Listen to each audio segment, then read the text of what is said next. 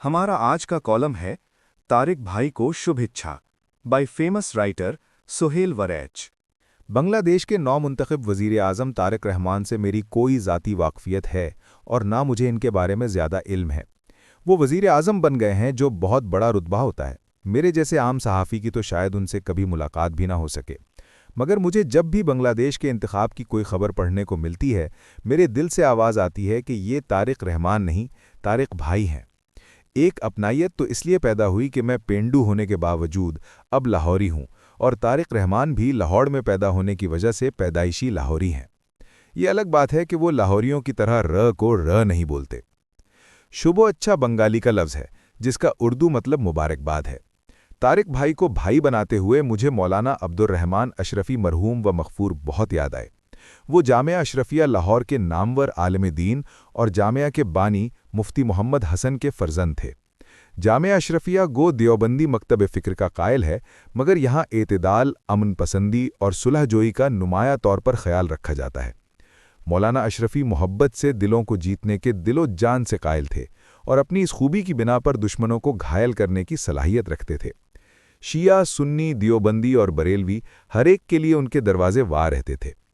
General Musharraf के दौरे हुकूमत में एक बार उन्होंने जनरल परवेज़ मुशर्रफ को अपना क्लास फेलो करार दिया। हर कोई इस बयान पर हैरान था कि मौलाना ने दीनी मदरसे के अलावा कहीं तालीम हासिल नहीं की और जनरल मुशर्रफ किसी दीनी मदरसे में कभी दाखिल ही नहीं रहे, तो वो उनके क्लास फेलो कैसे हो सकते हैं। मौलाना अशरफी ने खुद ही मुस्कुराते हुए जवाब दिया कि मुझे और जनरल परवेज़ मुशर्रफ दोनों को एक ही वक्त में खाना काबा की छत पर जाने का मौका मिला था। नेकी और खुशगवारियत के वो लम्हात एक क्लास की तरह थे। गोया जनरल मुशर्रफ और मैं क्लास फेलो हुए ना, बस इसी दलील से तारिक रहमान मेरे तारिक भाई हैं। बांग्लादेश को पाकिस्तान से जोग्राफियाई तौर पर अलग हुए 55 साल गुजर चुके, मगर अब भी हमारे जहनों से ढाका महव नहीं हुआ और लाजमी तौर पर उधर भी वही हाल होगा। ढाका में आने वाली हर सियासी और समाजी तब्दीली का पाकिस्तानी माइंडसेट पर गहरा असर पड़ता है। गैर जानिबदार निगरान हुकूमत का ब्लूप्रिंट भी बरास्ता ढाका आया था। बांग्लादेश तो इस तसव्वुर से जल्द ही तायब हो गया, मगर हमारे यहाँ अभी तक वो बांग्लादेशी उबूरी हुकूमत आइन में मौजूद है। सुना है कि अगली मुजव्वज़ा तरामीम में पाकिस्तान में भी 1973 वाला पुराना निज़ाम बहाल करने पर गौर हो रहा है। बांग्लादेश की माशी तरक्की के मॉडल पर पाकिस्तान में बड़ी दाद मिलती रही। सियासत को दबाकर मईशत की तरजीह पर जोर की नकल हम भी मारना चाहते थे।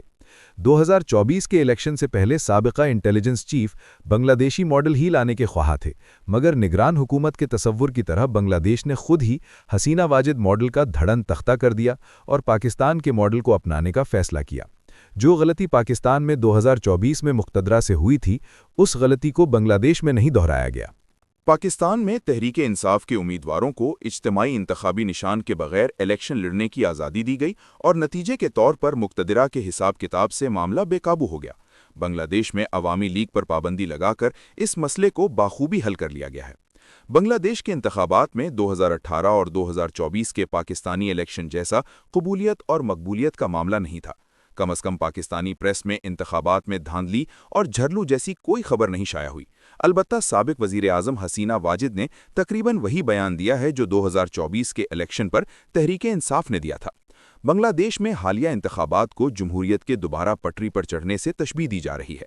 अब तारिक भाई लाहौरी के नाजुक कंधों पर यह जिम्मेदारी आन पड़ी है कि वो जमहूरी रथ में जमहूरी घोड़े और मुआशी घोड़े दोनों को साथ साथ चलाएं।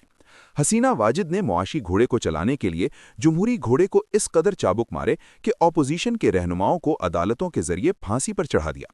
जाहिर है इंतकाम ने वापस आना ही था। इंतकाम के दायरे में अब निशाना हसीना वाजिद हैं और उनका निशाना बनने वाले इक़्तिदार संभाल रहे हैं। इंतकाम के दायरे के हिसाब से तो पाकिस्तान और बांग्लादेश की तारीख में कोई ज़्यादा फ़र्क नज़र नहीं आता। शेख मुजीबुर रहमान और उनकी पार्टी को कभी इस्लामाबाद की सड़कों से पटसन की खुशबू आया करती थी। अब ना पटसन का दौर रहा और ना अब इस्लामाबाद में बंगाली सरमाया आता है। अलबत्ता इस्लामाबाद में आज भी हुसैन शहीद सुहरावर्दी, फजलुल हक और दूसरे बंगाली लीडरों के नाम यादगार के तौर पर महफूज हैं। ये अलग बात है कि ढाका में पाकिस्तान से वाबस्ता हर नाम और हर यादगार को हरफे गलत की तरह मिटा दिया गया है। 2 दहाइयों के दौरान इस आजिज़ को मुख्तलिफ कॉन्फ्रेंसों में शिरकत के लिए 2 बार बांग्लादेश जाना पड़ा। ओवरसीज़ बंगाली बरतानिया में पाकिस्तानियों के हमसाए हैं, इनसे भी मिलना जुलना रहा। महवे हैरत हूं कि वो पाकिस्तान के बारे में जो मनफी ख्यालात रखते थे वो यकलख्त मस्बत कैसे हो गए। इस हवाले से ज़ाहिरी वाक़यात का तो हम सबको इल्म है, भारत की बांग्लादेश में बेजा मुदाखलत का भी अंदाज़ा है, मगर वो ख़ास कौन सी तार है जिसने बंगालियों को बदल कर रख दिया है। गुज़िश्ता 55 बरस में ना सिर्फ दुनिया बदली है बल्कि पाकिस्तान और बांग्लादेश में सब कुछ बदल गया है।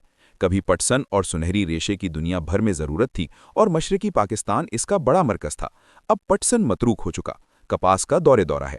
दिलचस्प बात है कि पाकिस्तान के टेक्सटाइल और कॉटन इंजीनियर्स बड़ी तादाद में बांग्लादेश में काम करते हैं। बांग्लादेश जाने और आने वाली फ़्लाइट में ज़्यादातर तादाद टेक्सटाइल और कॉटन इंडस्ट्री में काम करने वालों की ही होती है। आजकल पंजाब और सिंध की कपास से कपड़े बनाकर बांग्लादेश कपड़ा यूरोप और अमेरिका को बरामद कर रहा है। तारिक भाई के वज़ीर आज़म बनने से हमारे ज़मीर और दिमाग पर लगे गहरे ज़ख्म मुंदमिल होने का अमल शुरू हो सकता है। मामला बहुत नाजुक और हसास है। पाकिस्तान और बांग्लादेश दोनों को ज़ख्मों पर मरहम रखने के साथ साथ मुश्तरकात को फ़रोग़ और इख्तलाफात को कम अज़ कम करने की मनसूबाबंदी करना होगी। मेरी राय में दोनों मुल्कों में दानिश्वरों, अदीबों और शायरों के वफूद को बाहमी दौरे करने चाहिए। इसी तरह सहाफ़ियों की आमदोरफ्त से भी एक दूसरे को बेहतर तौर पर समझने में मदद मिलेगी। तारिक भाई का वज़ीर आज़म बनना भारत और पाकिस्तान के दरमियान लूडो के मैच में पाकिस्तान को मिलने वाले ऊपर तले 3 छक्कों के बराबर है। भारत ने 1971 में पाकिस्तान पर जो ज़ख्म लगाया था, तारिक भाई की वज़ारत आज़मी भारत के मुंह पर तमाचा है। हमें अफ़गानिस्तान के लिए जान और माल की कुर्बानी के बावजूद मायूसी ही मिली, मगर बांग्लादेश में तेज़तर तब्दीलियों ने इस खित्ते में पाकिस्तान को फिर से सुरखरू कर दिया है। Thank you for watching. If you like the video, do like, share, and subscribe.